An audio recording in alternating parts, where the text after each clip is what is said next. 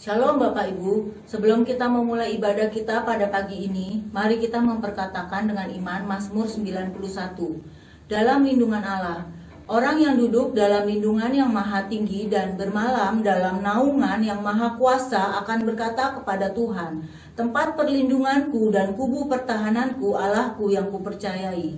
Sungguh dialah yang akan melepaskan engkau dari jerat penangkap burung, dari penyakit sampar yang busuk.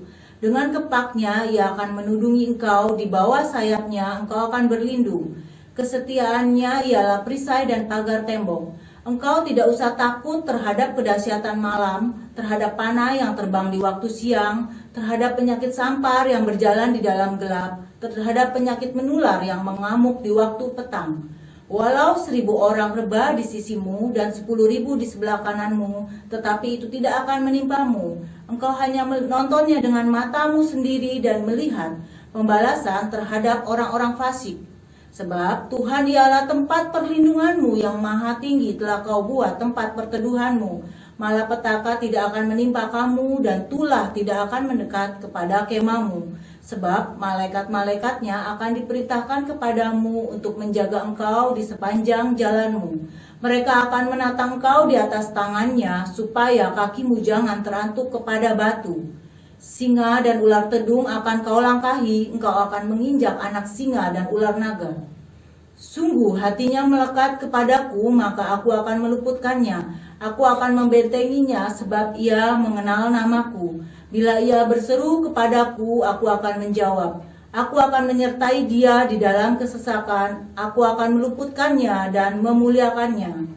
Dengan panjang umur akan kukenyangkan dia dan akan kuperlihatkan kepadanya keselamatan daripadaku. Apa yang dimaksud dengan Pentakosta ketiga?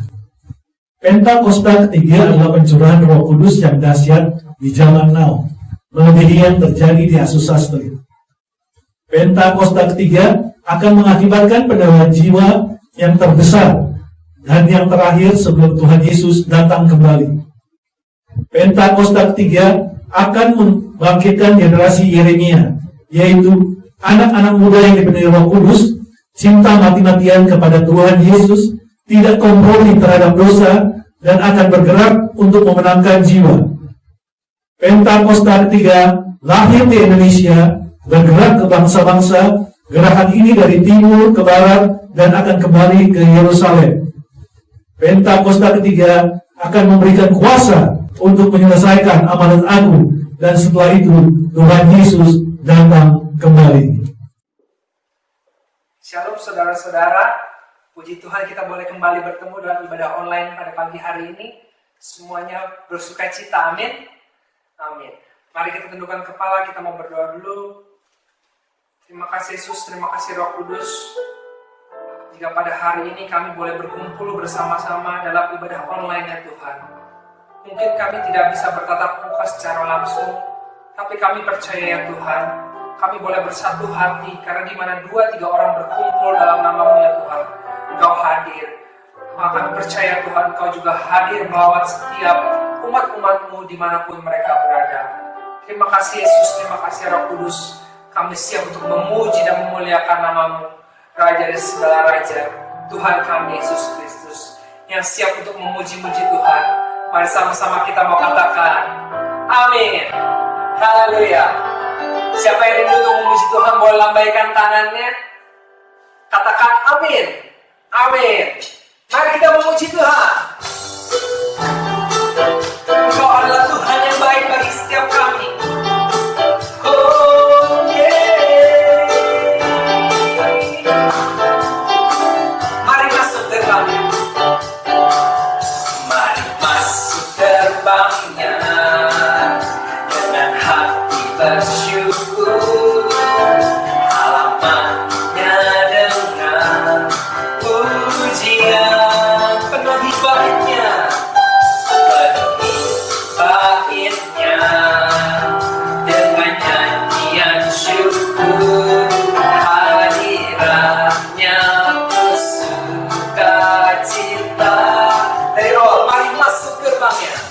Mari masuk gerbangnya dengan hati bersyukur, halamannya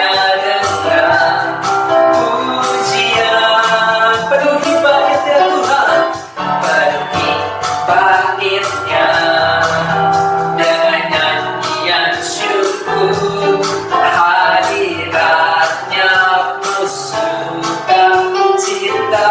Sebab Tuhan dia baik, sebab Tuhan dia baik, dan anugerahnya kekal selama-lamanya.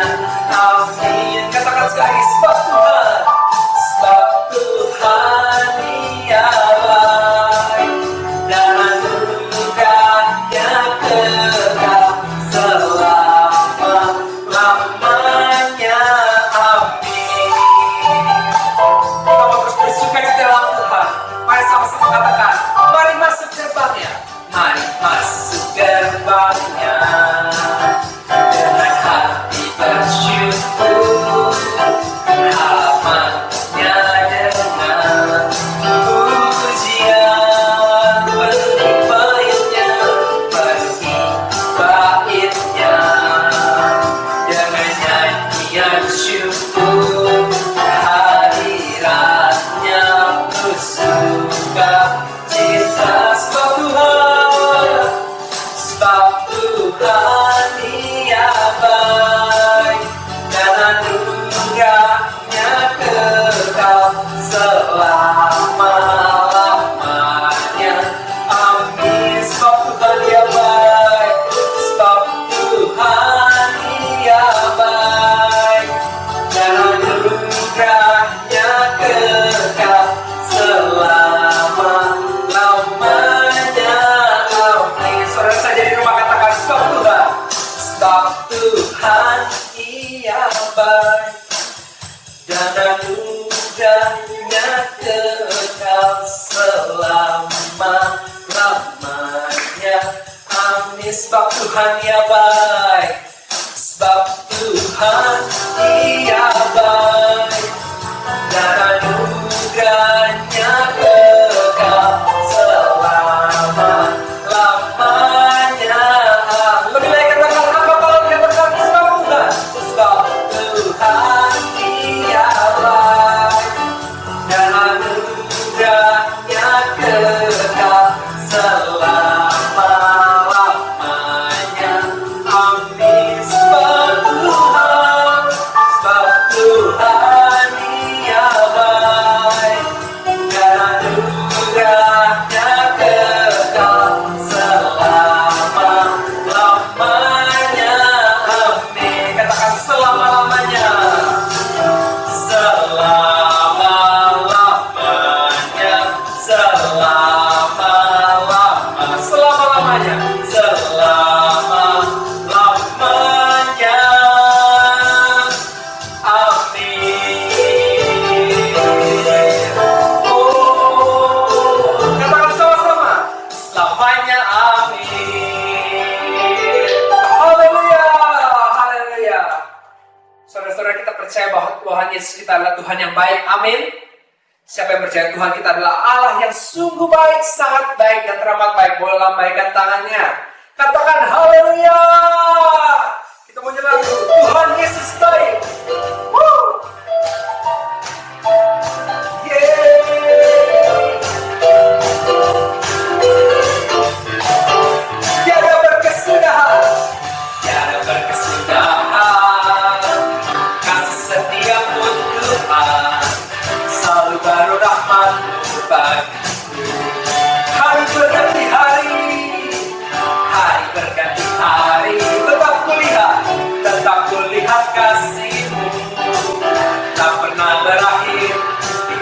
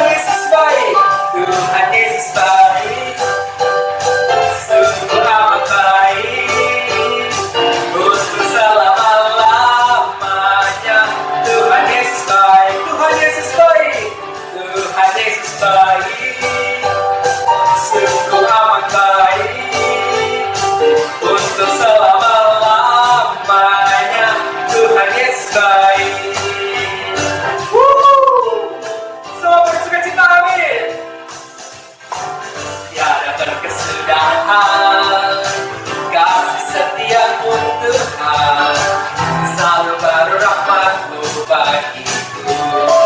Hari berganti hari berganti hari, tetap melihat kasih-Mu tak pernah berakhir di hidupku. Tuhan Yesus baik, sungguh amat baik, untuk selama-lamanya. Tuhan Yesus baik, Tuhan Yesus baik, Tuhan Yesus baik, sungguh amat baik, untuk selama-lamanya. Tuhan Yesus baik. Saudara-saudara saya baik, katakan, saudara boleh mengikuti saya di rumah. Kita bersama-sama. Semua ikuti.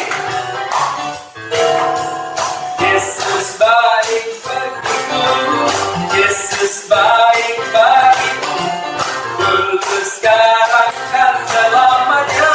Ya sungguh baik, Yesus baik, Yesus baik bagiku, Yesus baik bagiku, dulu sekarang dan selamanya. Ya sungguh baik, Tuhan Yesus baik, sungguh amat baik, untuk selama-lamanya. Tuhan Yesus baik, Tuhan Yesus baik, Tuhan Yesus baik, sungguh amat baik, untuk selama-lamanya. Tuhan Yesus baik, dari selamanya, dari selama-lamanya, sampai selama-lamanya, sampai selama-lamanya, untuk selama-lamanya, untuk selama-lamanya. Tuhan Yesus baik. Bersama-sama yang buat Tuhan kita katakan, haleluya. Baiklah, kita akan mendengar voice of Pentakos. Selamat menikmati, Tuhan Yesus memberkati.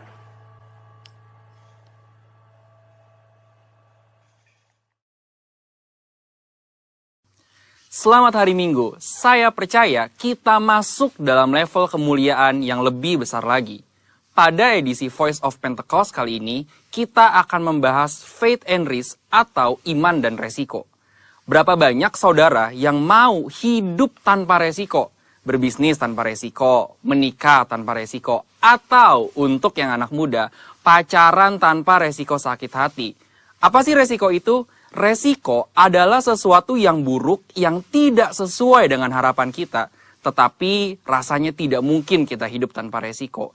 Karena dunia yang kita kenal hari ini adalah dunia yang telah dirusakkan oleh dosa. Kejadian 8 ayat 22 mengatakan, selama bumi masih ada, takkan berhenti-henti musim menabur dan menuai, dingin dan panas, kemarau dan hujan, siang dan malam. Oleh sebab itu, selama bumi masih ada, maka yang namanya resiko akan terus ada. Lalu, bagaimana kita mengatasi hal ini? Dengan memiliki iman.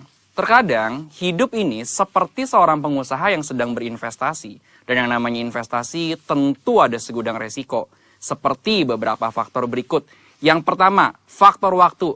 Kita bisa menghitung, tetapi tidak bisa menentukan dengan pasti kapan investasi kita akan menghasilkan profit yang baik.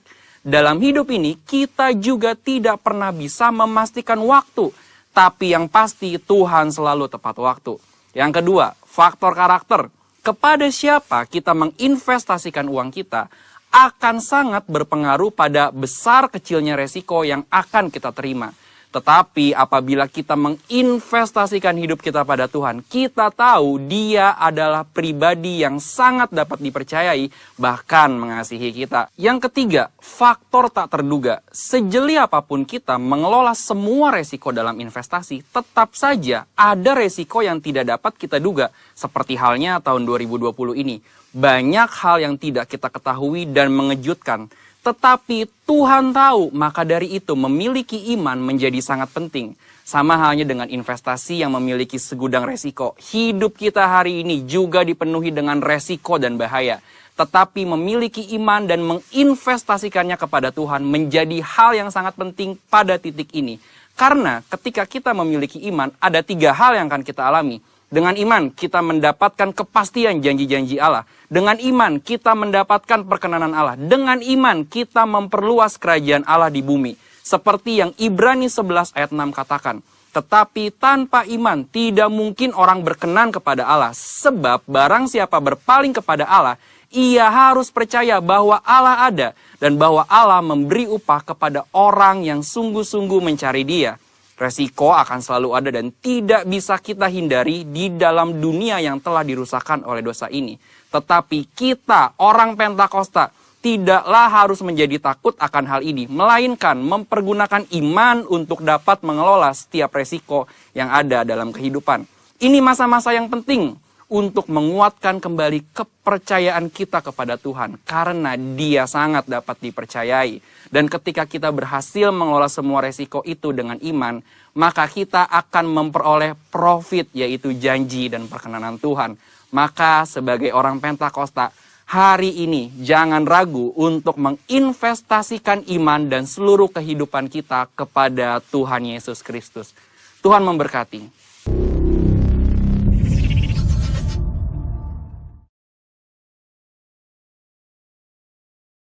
Kita akan masuk ke dalam firman Tuhan. Sebelum itu kita mau menyanyikan satu lagu penyembahan ini, Bapa Kau Setia. Terima kasih Tuhan, Kau sungguh baik kepada setiap kami. Begitu besar kesetiaan-Mu Tuhan dalam kehidupan kami. Bahkan sampai hari ini kami boleh ada. Semua berkat kasih karunia-Mu kepada setiap kami. Dalam melalui pujian ini ya Tuhan, nama-Mu boleh kami sanjung dan kami tinggikan. Haleluya. Bapa, Kau setia. Bapa, Kau mulia. Tenanglah jiwaku, aman bersamamu.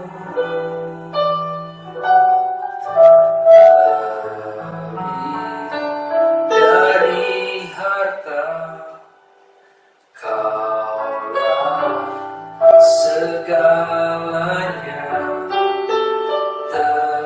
Tenanglah jiwaku dalam hadirat-Mu. Kau tunjukkan kasih setiamu. Kau menyediakan yang ku perlu. Kau setia, Kau mulia, dulu, sekarang, dan selamanya. Kau tunjukkan kasih setiamu. Kau menyediakan yang ku perlu. Kau setia, Kau mulia, Bapa Kau setia. Terima kasih Tuhan. Terima kasih Yesus. Terima kata pujian dari awal. Bapa Kau setia. Bapa Kau setia. Bapa Kau mulia. Tenanglah jiwaku, aman bersamamu. Aman bersamamu. Lebih dari harta,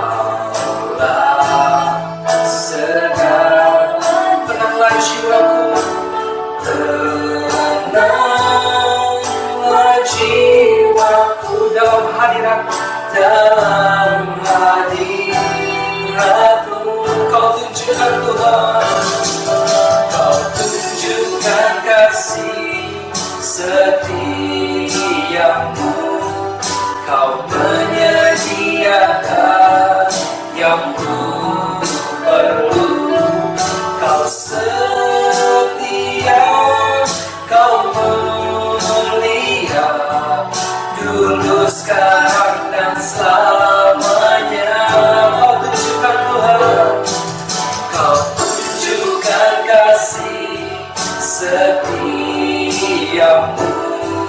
Kau menyediakan yang ku perlu.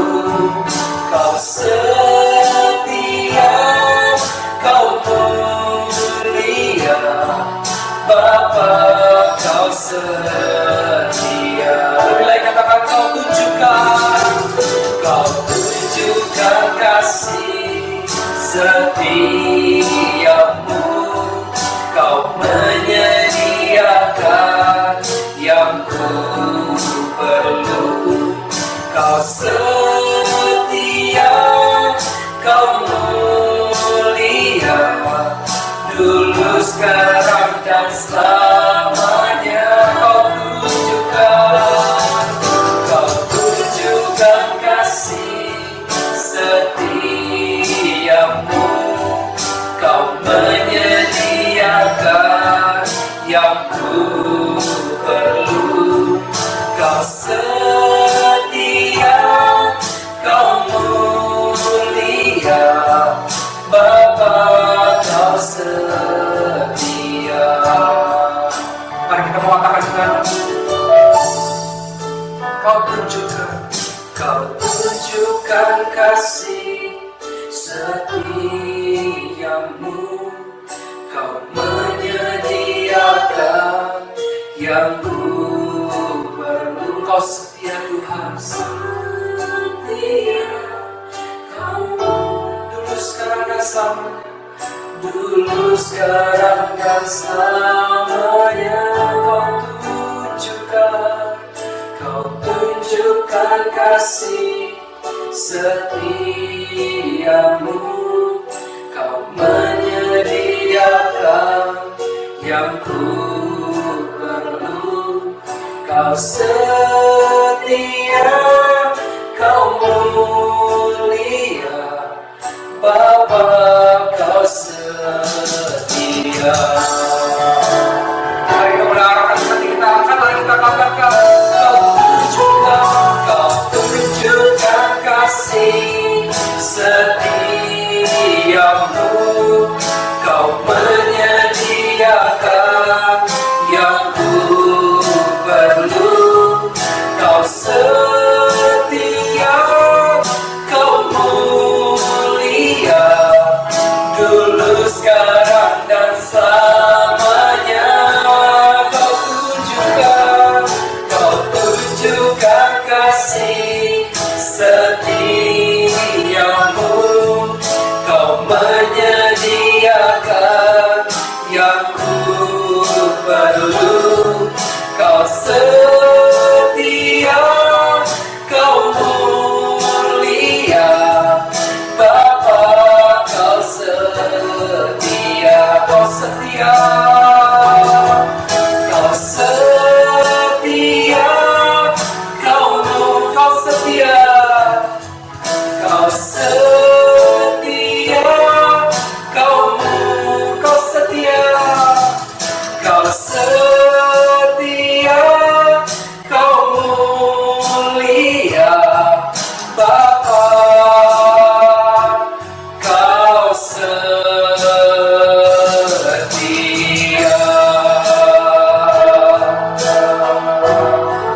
Haleluya, kami sembah-Mu Tuhan. Haleluya, Engkau baik, kami sembah-Mu Tuhan. Sebab Kau layak ditinggikan, Kau yang layak diagungkan, Yesus. Terima kasih Bapa.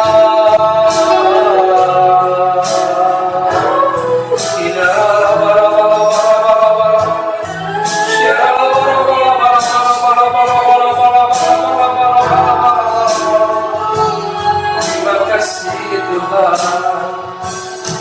Haleluya.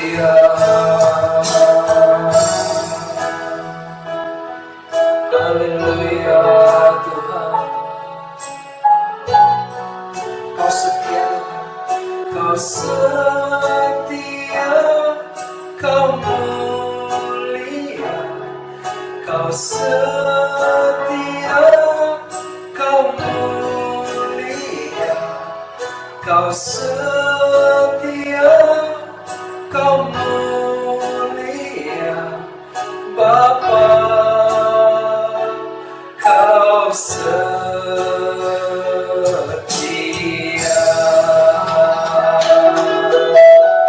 Haleluya, haleluya, amin.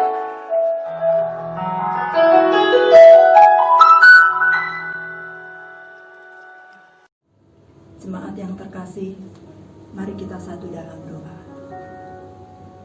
Bapa kami yang di surga, pagi ini Tuhan, kami ucapkan syukur atas pemeliharaan, penyertaan-Mu, dan perlindungan-Mu bagi kami. Berkat kemurahan-Mu, boleh kami nikmati sepanjang minggu ini. Bapa, kami bawa pagi ini bangsa yang kami kasihi, Indonesia, di hadapan Engkau. Tuhan, kami tahu kasih-Mu ada bagi Indonesia, perkenanan-Mu ada bagi Indonesia. Karena kami tahu Tuhan, Indonesia adalah milik-Mu. Bapa, pulihkan negeri kami, pulihkan bangsa kami. Kami perlu tangan-Mu yang kuat Bapa, untuk menolong kami, untuk menopang kami. Sembuhkan bagi saudara-saudara kami yang sakit. Berikan perlindungan bagi saudara-saudara kami yang sehat. Biarlah damai sejahtera-Mu ada bagi kami, tinggal diam di tengah-tengah kami. Bapa, ada sukacita-Mu, ada kesejahteraan-Mu. Berkat-Mu limpah atas bangsa dan negeri kami. Tuhan, kami juga berdoa bagi pemimpin-pemimpin bangsa kami, dari presiden, wakil presiden, menteri-menteri, MPR, DPR, gubernur, kepala-kepala daerah, sampai tingkat yang terkecil, RT RW. Bapa, berikan hikmat-Mu, berikan rahmat-Mu, berikan kearifan-Mu bagi pemimpin-pemimpin kami dalam memerangi penyebaran pandemi COVID-19. Tuhan, rancangan-rancangan yang terbaik yang berasal daripada-Mu yang Kau berikan bagi mereka, sehingga ekonomi negeri kami juga dipulihkan, krisis ekonomi dihentikan. Bapa, kami juga teringat akan pemimpin rohani kami, Bapak Gembala Sidang kami, Pak Niko dan keempat wakilnya. Tuhan, nyatakan visi-Mu di tengah-tengah pandemi. Biarlah lewat hamba-Mu ini banyak jiwa dimenangkan, banyak jiwa dijangkau untuk kemuliaan-Mu. Berkati Tuhan pelayanan-pelayanan yang ada sebagai messenger Pentakosta ketiga untuk penuaian jiwa-jiwa yang terbesar dan terakhir. Tuhan, berkati kesehatannya, berkati keluarga besarnya, berkati apa yang diperlukannya. Kami juga sehati sepakat Tuhan berdoa bagi Bapak Gembala kami di tempat ini, Pak Hendro Basuki, dan Wakil Gembala kami Pak Dion. Bapak, Engkau yang memampukan tongkat pengembalaan yang sudah Engkau percayakan. Ada roh unity dalam mengembalakan kami, sehingga kami di tempat ini mengalami perjumpaan pribadi dengan Engkau. Tuhan, berkati pelayanan-pelayanan yang ada, berkati keluarga besarnya, dari istri, anak, cucu, menantu, semua ada dalam perlindungan-Mu. Bahkan Engkau yang mencukupkan apa yang diperlukannya.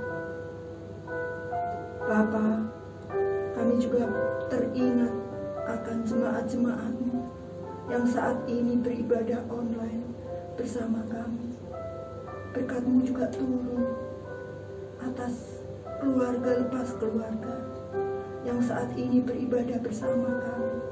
Ada pemulihan keluarga, ada kelepasan, ada kesembuhan.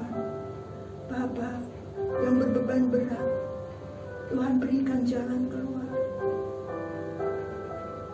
Yang mengalami kesulitan, Engkau berikan terobosan-terobosan. Engkau berkati pekerjaannya Tuhan. Engkau berkati anak-anak mereka. Engkau berkati rumah tangganya.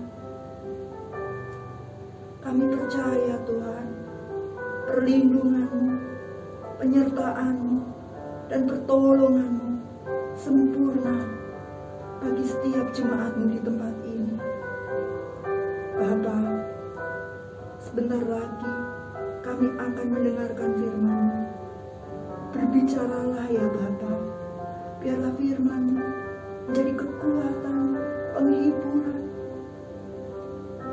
bahkan menjadi cambuk bagi kami.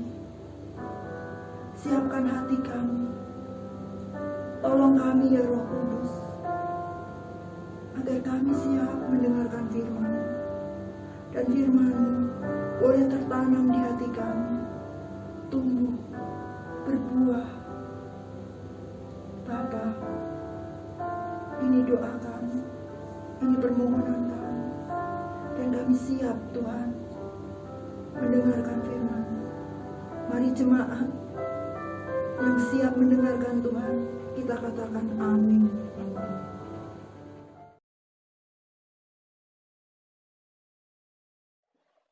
Shalom, Bapak Ibu. Pada bulan lalu, saya telah menyampaikan yang disebut dengan anak Tuhan, yaitu orang yang berasal dari Allah, yang menerima kelahiran baru, mengakui Yesus sebagai juru selamat, dan bukan berarti orang yang telah melakukan apa berdasarkan hukum Taurat, melainkan berdasarkan iman kepada Yesus. Tetapi Tuhan yang sudah melakukan buat orang itu dan sudah menganugerahkan keselamatan padanya. Dan yang keenam adalah siap dan rela untuk menderita karena Yesus. Kalau kita sudah memahami hal-hal tersebut di atas, selanjutnya kita harus memiliki ciri-ciri yang dapat dilihat oleh orang lain sebagai anak Tuhan. Jadi tema hari ini adalah ciri anak Tuhan. Sebagai jemaat Kristen yang adalah orang pilihan Tuhan, yang dikuduskan dan dikasihinya, patut kita syukuri. Bukan berarti bahwa kita orang Kristen awalnya orang baik-baik semua, suci dan tak bercacat. Tuhan yang baik memilih dan menguduskannya, membaharuinya, sehingga orang Kristen sebagai anak Tuhan punya kelebihan dari orang lain. Kita lihat di Rasul Paulus dalam Kolose 3 ayat 12 sampai dengan 17 mengemukakan beberapa ciri anak Tuhan. Saya dapatkan di sini ada 5 ciri anak Tuhan, yaitu yang pertama, hidup yang mengalami pembaruan dalam Tuhan. Kita lihat di Kolose 3 ayat 12. Karena itu, sebagai orang-orang pilihan Allah yang dikuduskan dan dikasihinya, kenakanlah belas kasihan, kemurahan, kerendahan hati, kelemah lembutan, dan kesabaran. Sebagai orang pilihan yang dikuduskan dan dikasihinya, setiap pribadi harus mengalami pembaharuan, baik mencakup dari segi moral, etika, spiritual yang telah diselamatkan, dengan meninggalkan kebiasaan hidup lama, sikap hidup yang buruk. Nah, kalau kita lihat meninggalkan kebiasaan hidup yang lama dan sikap hidup yang buruk, kita lihat di Kolose 3 ayat 5 sampai dengan 9. Kolose 3 ayat 5. Karena itu, matikanlah dalam dirimu segala sesuatu yang duniawi, yaitu percabulan, kenajisan, hawa nafsu, nafsu jahat, dan juga keserakahan yang sama dengan penyembahan berhala. Ayat ke-6, Semuanya itu mendatangkan murka Allah atas orang-orang durhaka. Dan Kolose 3 ayat 7. Dahulu kamu juga melakukan hal-hal itu ketika kamu hidup di dalamnya. Ayat ke-8. Tetapi sekarang, buanglah semuanya ini, yaitu marah, geram, kejahatan, fitnah, dan kata-kata kotor yang keluar dari mulutmu. Kolose 3 ayat 9. Jangan lagi kamu saling mendustai, karena kamu telah meninggalkan manusia lama serta kelakuannya. Jadi kalau kita lihat di sini bahwa kita memang harus meninggalkan hidup lama kita. Ya, hidup yang tidak berarti menurut kita itu ada hidup yang membuat Tuhan murka. Oleh sebab itu kita harus kenakan hidup yang baru dengan mengenakan belas kasihan, kemurahan, kerendahan hati, kelemah lembutan, dan kesabaran. Kalau kita lihat di sini, saya ambil contoh bahwa kalau kita mau mengalami pembaruan hidup di dalam Tuhan, contoh kita lihat bahwa kita menjadi jemaat, mungkin kita rajin melayani, kita sudah mau ikut menjadi pelayan Tuhan, tetapi ada sifat di mana kita mudah tersinggung. Hidup lama kita yang tidak bisa kita lepaskan, itu mudah tersinggung. Sehingga kita merasa mungkin lebih baik daripada orang lain. Jika hidup lama kita masih menguasai hidup kita. Sehingga apa artinya ini semua? Ya, berarti kita belum diselamatkan. Kita hanya bisa untuk memecah persatuan. Kita menjadi batu sandungan. Ini adalah satu contoh di mana hidup kita ini belum mengalami pembaharuan bersama Yesus. Yuk kita nyanyikan satu lagu, yaitu Ku Telah Mati dan Tinggalkan Cara Hidup yang Lama. Ku telah mati dan tinggalkan cara hidupku yang lama. Semuanya sia-sia dan tak berarti lagi. Hidup ini ku letakkan pada mesra-Mu ya Tuhan. Jadilah padaku seperti yang Kau ingini. Ku telah mati dan tinggalkan cara hidupku yang lama. Semuanya sia-sia dan tak berarti lagi. Hidup ini ku letakkan pada mesra-Mu ya Tuhan. Jadilah padaku seperti yang Kau ingini. Ciri-ciri anak Tuhan, memang kita harus mengalami pembaruan hidup di dalam Tuhan. Dan yang pertama tadi, yang kedua, yaitu kita harus saling mengampuni. Kita lihat di Kolose 3 ayat 13. Sabarlah kamu seorang terhadap yang lain, dan ampunilah seorang akan yang lain. Apabila yang seorang menaruh dendam terhadap yang lain, sama seperti Tuhan telah mengampuni kamu, kamu perbuat jugalah demikian. Dalam hidup bergereja, seringkali ada hal yang membuat sakit hati, tersinggung satu sama lain. Oleh karena itu kita harus sabar terhadap yang lain. Ampunilah seorang akan yang lain. Hanya dengan sikap demikian, persekutuan anak-anak dibaharui. Damai sejahtera sama seperti Tuhan telah mengampuni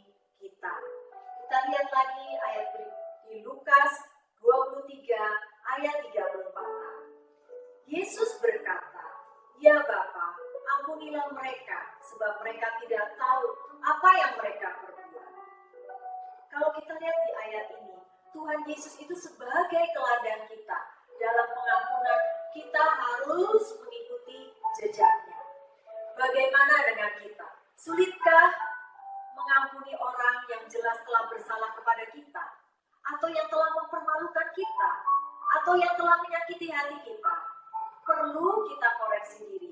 Kita bukan lagi yang paling benar, paling suci, bukan? Apakah kita terlalu miskin untuk mengampuni atau terlalu pelit untuk mempraktekkan firman Tuhan? Sesudah Dia mengampuni segala pelanggaran kita dengan mengorbankan dirinya.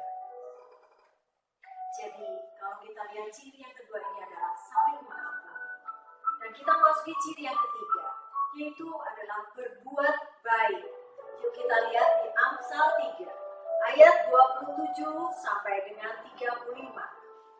Ayat 27, Amsal 3 ayat 27. Janganlah menahan kebaikan daripada orang-orang yang berhak menerimanya, padahal engkau mampu melakukannya. Jadi sini adalah menunda kebaikan. Yang sudah selayaknya kita mau berikan kebaikan, tapi kita tunda kebaikan. Dan di Amsal 3 ayat 28. Janganlah engkau berkata kepada sesamamu, "Pergilah dan kembalilah, besok akan kubuat," sedangkan yang diminta ada padamu. Ini juga dikatakan bahwa kita ini adalah sebenarnya kita hanya menunda waktu. Melakukan ini suruh besok, suruh nanti, ya kan? Padahal bisa kita lakukan. Dan yang ayat 29, janganlah merencanakan kejahatan terhadap sesamamu, sedangkan tanpa curiga ia tinggal bersama-sama dengan engkau. Jadi kita merencanakan hal-hal yang buruk, hal-hal yang tidak berkenan. Dan di Amsal 3 ayat 30, janganlah bertengkar, tidak semena-mena dengan seseorang, jikalau ia tidak berbuat jahat kepadamu.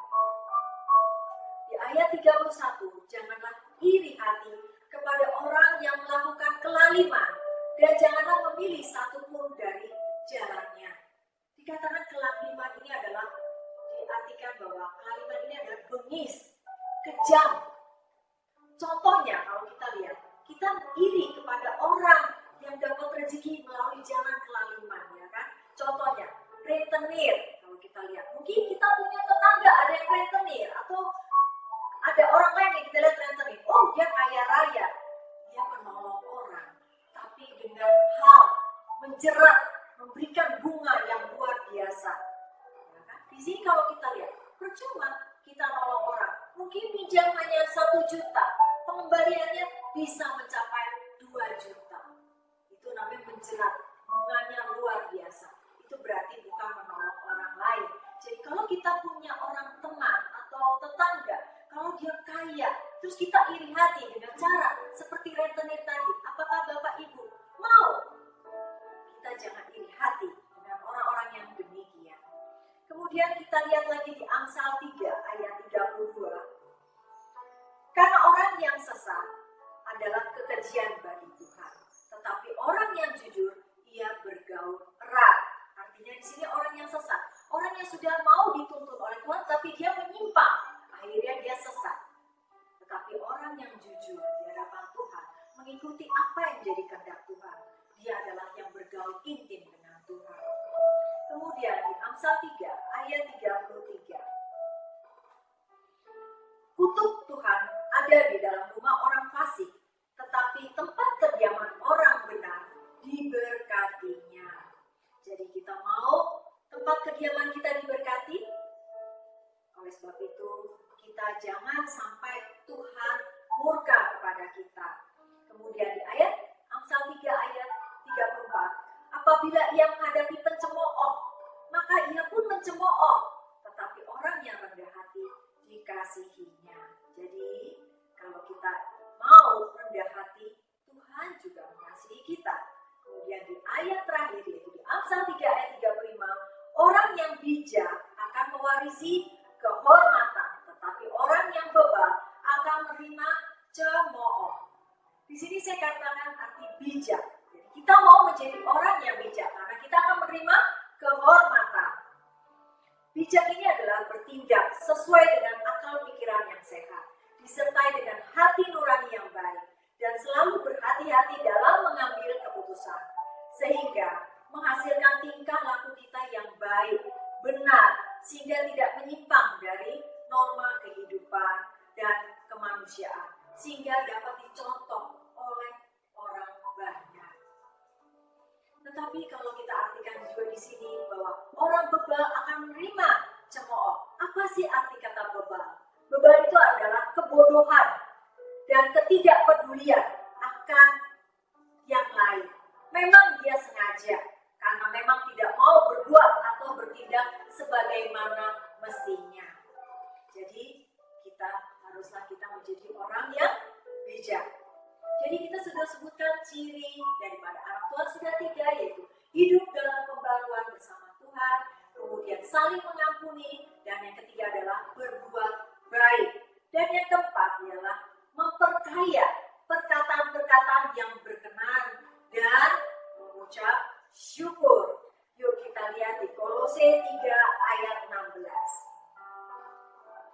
Hendaklah perkataan Kristus diam dengan segala kekayaannya di antara kamu, sehingga kamu dengan segala hikmat mengajar, menegur seorang akan yang lain, dan sambil menyanyikan mazmur dan puji-pujian dan nyanyian rohani, kamu mengucap syukur kepada Allah di dalam hatimu. Jadi kita perkayakan dengan hal-hal perkataan-perkataan yang berkenan. Kita coba, kita belajar untuk ucapan syukur juga. Jadi kalau kita mau mengajar, menegur orang dengan hal-hal seperti Yesus, kita harus meneladani, kita harus mencontoh seperti Yesus. Bagaimana perkataan-perkataan Kristus itu selalu melekat di dalam mulut kita, perkataan-perkataan kita ini. Kalau kita tambahkan lagi di sini, di Matius 12 ayat 34 dan 35. Matius 12 ayat 34.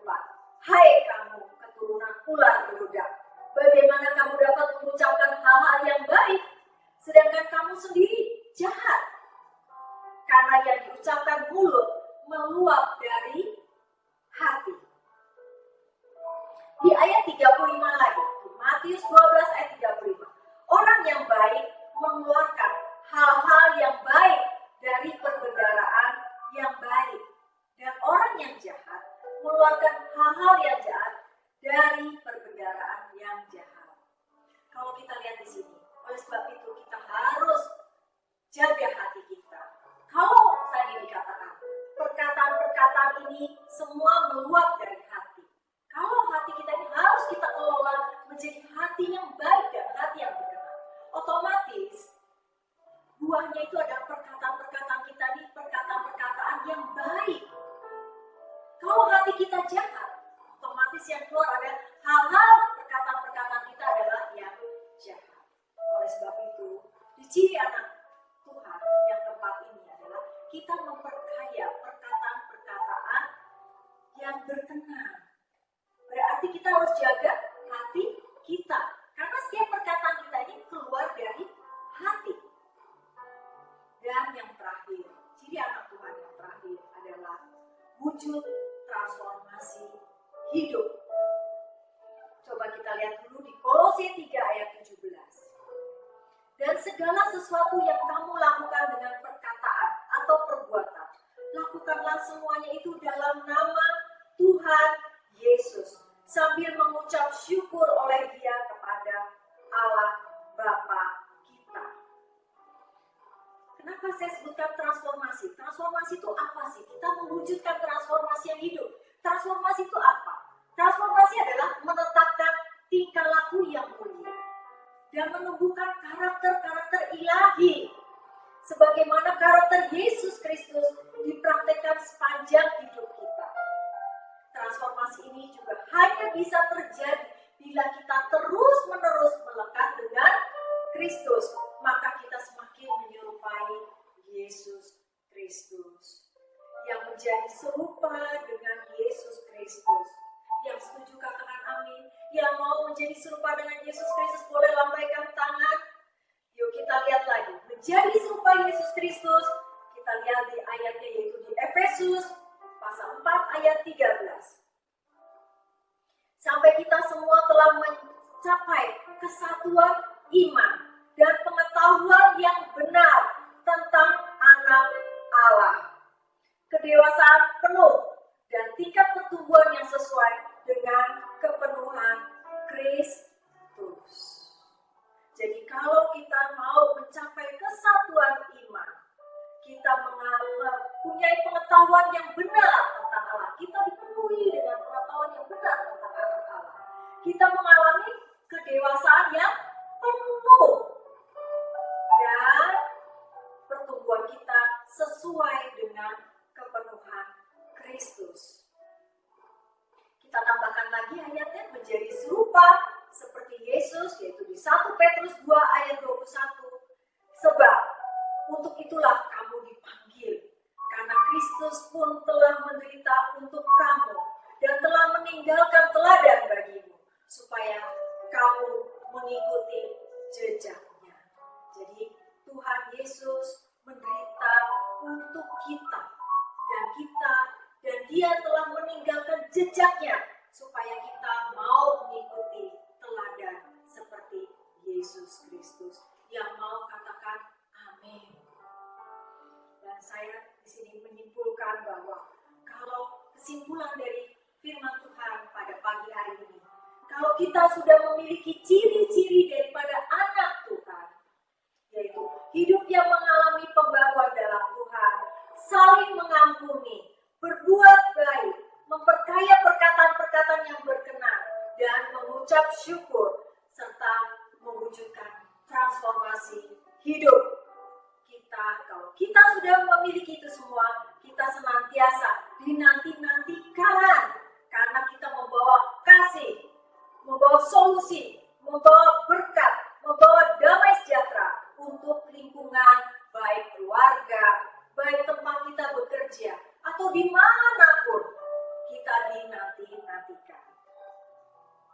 Ya, kita akhiri dengan lagu Ku Mau Sepertimu, Yesus.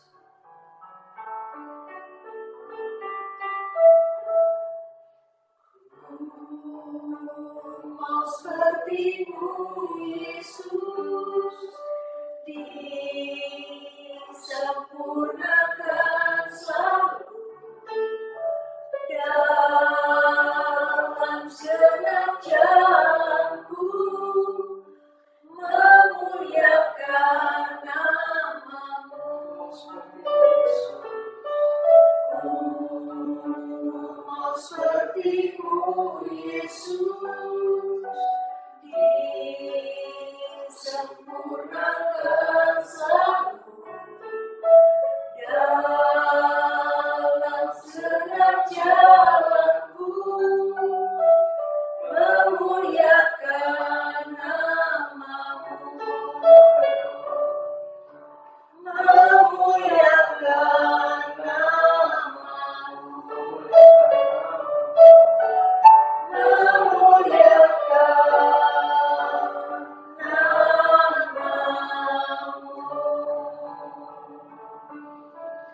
Bapa, terima kasih Bapa. Hamba telah menyelesaikan apa yang menjadi pesan-pesan-Mu Bapa pada pagi hari ini. Bapa, kiranya kami mau Bapa, kami mau orang lihat bahwa kami memiliki ciri menjadi anak Tuhan Bapa. Kami percaya Bapa, kami mau Bapa. Saat ini kami mau berkomitmen Bapa, untuk hidup kami dibaharui bersama-Mu Tuhan. Kami mau mengampuni, kami mau berbuat kebaikan Bapa, dan kami mau memperkaya perkataan-perkataan yang berkenan Bapa, dan kami mengucap syukur, dan kami mau mewujudkan transformasi yang hidup Bapa. Karena kami tahu Bapa, hidup kami mau senantiasa menjadi berkat, membawa solusi, membawa damai sejahtera bagi lingkungan sekitar kami Tuhan. Lingkungan masyarakat kami Tuhan. Kami mau berdampak Tuhan. Terima kasih Bapa. Kau pakai Bapa anak setia, kami mau taat, kami mau ikuti apa yang menjadi kehendak. Di dalam nama Yesus, kami mengucap syukur, yang percaya katakan amin.